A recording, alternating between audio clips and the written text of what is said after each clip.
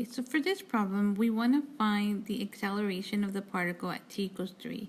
So remember, acceleration is the derivative of velocity. So we're just going to find the derivative of velocity at x equals 3.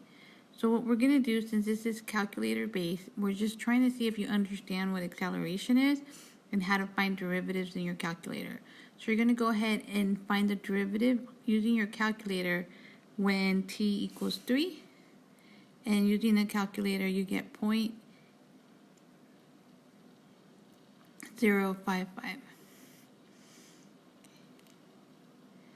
Okay. The next problem asks me to find the slope of the curve of this. So if you remember, the slope of a curve, the slope of a curve is another way of saying find the derivative when x is 0.4. So once again, we're going to use our calculator to find the derivative, which is our slope, at 0.4. So using our calculator and putting 3 decimal places, we get 2.242. I put 4 decimal places.